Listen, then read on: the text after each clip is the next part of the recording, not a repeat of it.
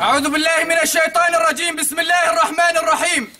يقول الله تبارك وتعالى: وأعدوا لهم ما استطعتم من قوة ومن رباط الخيل ترهبون به عدو الله وعدوكم.